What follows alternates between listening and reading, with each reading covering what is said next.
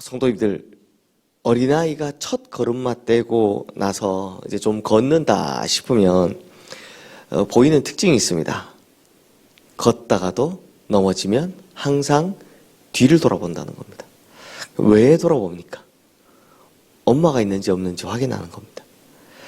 엄마가 있으면 안심하지만 엄마가 없으면 불안해하죠. 그러니 어린아이들조차도 잘 걸어갈 때는 엄마가 자신을 지켜봐주고 응원해주기를 원하고요. 넘어지면 얼른 와서 다시 일어나라, 격려해주고 일으켜 세워주기를 바라는 겁니다. 근데 우리도 이와 똑같이 하나님을 향해서 이렇게 합니다. 이런 걸 바라죠. 잘 갈 때는 지켜봐 주시고 응원해 주시기를 바라고요. 넘어지면 다시 일어나라, 격려해 주시고 또 손을 잡아 이렇게 세워 주시기를 바랍니다. 그런데 문제는 뒤를 탁 돌아봤을 때 하나님이 보이지 않는다면, 즉 하나님의 존재가 느껴지지 않는다면, 그리고 넘어졌는데 딱 돌아봤는데 하나님이 가만히 계시는 것 같기만 한다면, 그때는 어떻습니까? 그때는 세상에 혼자 남겨진 것 같은 엄청난 불안과 두려움을 느끼는 게 인간인 겁니다. 성도님들, 오늘 본문의 시인은 대체 누구인지 모르겠습니다. 왜냐하면 기록이 없으니까요. 그리고 어떤 상황인지도 잘 모르겠습니다. 시편이 어려운 건 뭐냐면 다윗의 이야기처럼 상황이 있고 이걸 썼다라고 이야기하면 이해하기가 쉬운데요. 이건 전혀 모르고 시만 있을 때는 이 시의 구절을 가지고 시구를 가지고 거꾸로 상황을 해석해야 되기 때문에 추적해 나가야 되기 때문에 그래서 시편이 그렇게 쉽지 않은 겁니다. 근데 우리가 추적해 보면 이런 상황을 경험하고 있는 것 같습니다. 첫 마디가 바로 하나님 부재에 대한 호소이거든요. 우리 1절 말씀 함께 읽겠습니다.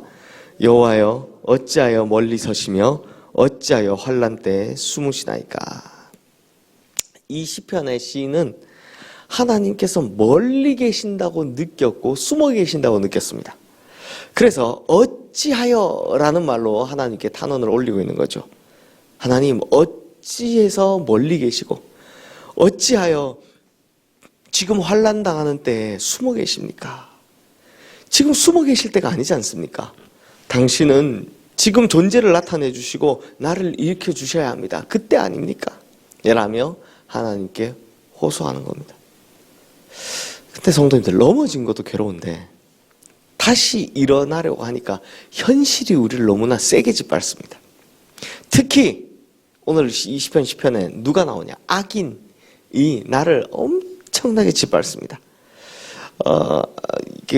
시편을 자세히 읽어보면 악인의 존재 때문에 이 시인이 엄청나게 고통받는 것 같습니다.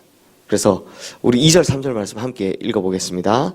악한 자가 교만하여 가련한 자를 심히 압박하오니 그들이 자기가 베푼 꾀에 빠지게 하소서. 악인은 그의 마음의 욕심을 자랑하며 탐욕을 부리는 자는 여호와를 배반하여 멸시하나이다. 그러니까 악한 자가 자기 괴롭히는 게 너무 힘들다는 겁니다. 근데 더 괴로운 건 악인이 잘 되는 겁니다. 심지어 저 사람은 하나님을 멸시하기까지 하는데도 잘 되는 겁니다. 그러니 하나님 도대체 왜 가만히 계십니까? 하는 생각이 들 수밖에 없는 상황이다라는 거죠. 또 계속해서 이 악인의 이 득세가 판을 칩니다. 4절 말씀도 보죠. 우리 같이 읽겠습니다. 악인은 그의 교만한 얼굴로 말하기를 여호와께서 이를 감찰하지 아니하신다 하며 그의 모든 사상에 하나님이 없다 하나이다. 즉 급기야 악인은 뭐라고 합니까? 하나님이 안 보고 계신다. 그러니 사실 하나님은 없다 라고 선언하기까지 이르렀습니다. 왜 이렇게 악인이 말합니까? 내가 너를 이렇게 짓밟는데 반면 너는 이렇게 하나님을 찾는데 하나님이 응답하지 않는 걸 보니 하나님은 안 계시는구나. 하나님이 안 보고 계신 걸 보니 하나님이 계시지 않는 것이 틀림없구나. 이러고 있는 겁니다. 더 큰 문제는 악인이 이렇게 떠들어댐에도 불구하고 하나님이 나타나십니까? 안 나타나십니까? 안 나타나시는 게 문제인 겁니다.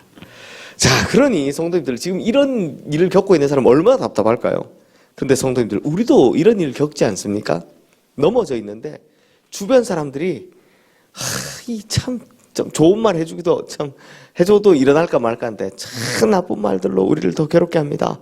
앞에서는 위로하는 척 하지만 뒤에서는 비웃고 아이고 잘 됐다 그 꽃이다라고 하죠. 그렇게 비난을 합니다. 그래서 의지할 곳이 하나님밖에 없어서 하나님을 그렇게 찾는데 문제는 하나님이 단 한마디도 안 하시는 겁니다. 그러니 그들이 하나님마저도 무시합니다. 저 예수 믿는데 저 잘 안 된다.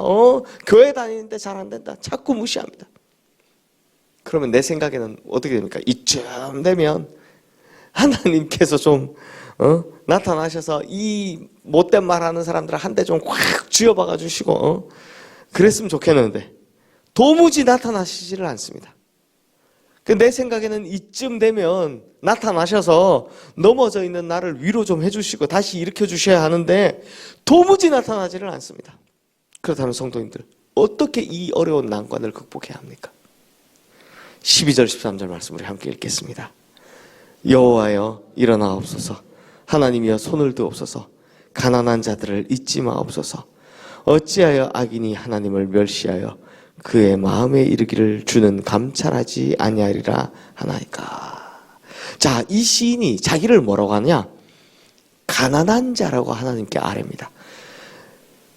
어제 봤지만 여기서 가난한 자는 우리 이 시편에 가난한 자 계속 나오니까 꼭 기억해 주셔야 됩니다. 가난한 자는 물질적으로 가난한 사람도 포함되지만 뿐만 아니라 마음이 가난한 사람, 심령이 가난한 사람 말하는 겁니다. 그럴 만하죠. 이런 일을 겪고 있으면 마음이 천갈래 만갈래로 갈라지고 찢어지기 마련이니까요. 마음속에는 하나님이 아니라 그것보다 더 큰 걱정, 염려, 거기다가 막 주변에서 이런 이야기하면 분노, 온갖 복잡한 생각들로 가득 차 있을 테니까요. 거기다 불신앙의 생각들이 본인에게도 올라옵니다. 하나님 왜 이러십니까? 라고 하다 나중에는 뭐라고 합니까? 하나님 어디에 계십니까? 즉 하나님이 안 계신 거 아니야? 라는 생각을 하게 되는 겁니다. 그리고 나에 대한 걱정도 괴롭습니다. 도대체 언제까지 이 어려운 일을 당해야 되냐? 그러다 보니 이 시편 보면 어찌하여라고 계속해서 따지고 있는 겁니다. 참 어마어마하게 따지고 있는 겁니다. 이렇게 수많은 원망의 말을 쏟아내고 있는데 그러다 이 시인이 갑자기 뭐라고 하느냐? 돌변합니다. 14절 말씀 우리 함께 읽겠습니다. 주께서는 보셨나이다. 주는 재앙과 원한을 감찰하시고 주의 손으로 갚으려 하시오니 외로운 자가 주를 의지하나이다. 주는 벌써부터 고아를 도우시는 이시니이다. 자, 성도님들 14절 말씀의 첫 일성이 뭡니까? 주께서는 보셨나이다. 이게 무슨 말입니까? 악인이 아까 뭐라고 그랬습니까? 주님께서는 감찰하지 아니하시는구나 라고 했죠. 근데 지금 본인은 뭐라고요? 주께서는 보셨나이다. 지금 자기가 두 눈을 씻고 봐도 안 보이는 하나님이지만 실제로는 주님께서 다 보고 계실 것이다 라는 믿음의 고백인 겁니다. 지금 자기가 아무리 부르짖어도 안 들으시는 하나님 같지만 실제로는 주님은 다 듣고 계실 거라는 믿음의 고백인 겁니다. 그러면서 시인은요, 역사적으로 하나님께서 어떻게 하셨는지를 자기 고백의 증거로 삼습니다. 그러니까 이 믿음을 왜 가지게 됐는지 증거로 역사적으로 어떻게 됐느냐 하는데요. 15절 16절 말씀 우리 함께 읽겠습니다. 악인의 팔을 꺾으소서. 악한 자의 악을 더 이상 찾아낼 수 없을 때까지 찾으소서. 여호와께서는 영원 무궁하도록 왕이시니 이방 나라들이 주의 땅에서 멸망하였나이다. 과거형이 딱 나오죠. 무슨 말입니까? 이 땅에 지금까지 수많은 악인들이 있었으나 그들의 결국은 뭐였다? 멸망이었다라는 겁니다. 앞서도 보면 하나님께서 고아를 그냥 내버려 두지 않으셨다. 그게 믿음의 증거입니다. 즉 자기가 본 거를 보고 하나님은 결국은 하실 거다라는 이야기를 하고 있는 겁니다. 즉 역사적 사실을 가지고 자기의 경험을 가지고 자기 고백의 증거로 삼는 거죠. 그러면서 마지막으로 17절 18절 이렇게 고백합니다. 오늘 많이 읽는데요. 마지막으로 여기까지 읽겠습니다. 여호와여 주는 겸손한 자의 소원을 들으셨사오니 그들의 마음을 준비하시며 귀를 기울여 들으시고 고아와 압제당하는 자를 위하여 심판하사 세상에 속한 자가 다시는 위협하지 못하게 하시리이다. 하나님께서 다 보고 다 들으셨기 때문에 반드시 이 악인을 위한 악인은 심판당할 거고 약자를 위해서 심판하실 거다. 즉 악인들이 함부로 약자를 다루지 못하도록 하실 거다라는 겁니다. 다시 말하면 이 시편 참 어려운 시편이었거든요. 저도 설교할 때 참 어렵던데 다시 말하면 너무 괴롭히는 누군가 때문에 너무 힘들다는 겁니다. 너무 힘든데 이 사람은 하나님이 없다라고 계속 이야기하고 자기는 하나님을 계속 찾는데 문제는 뭐다? 이 사람은 잘 되고 자기는 힘들더라는 겁니다. 근데 마지막에 뭐라고 고백합니까? 아니 하나님은 다 보고 계시니까 반드시 약자를 위해 악인을 심판하실 거야 라고 이야기하는 겁니다. 제가 이 시편을 묵상하다 끝에 결론을 내리기를 이 한마디 결론을 내렸습니다. 끝까지 믿겠습니다. 제가 아마 설교 제목을 붙이라면 이렇게 붙일 것 같습니다. 끝까지 믿겠습니다. 그러므로 우리 성도님들 하나님의 임재가 느껴지지 않는 순간이 올 때가 있습니다. 그렇죠? 하나님의 함께 하심이 전혀 느껴지지 않을 때가 있습니다. 그러실 겁니다. 그럼에도 불구하고 하나님의 역사를 기대하시는 성도님들 되시기를, 특별히 끝까지 믿음을 잃지 않으시는 성도님들 되시기를 주님의 이름으로 축원합니다. 그러면 하나님의 때에 하나님의 공의를 이루실 줄로 믿습니다. 이 시간 오늘 주신 말씀 기억하며 우리 함께 기도하겠습니다.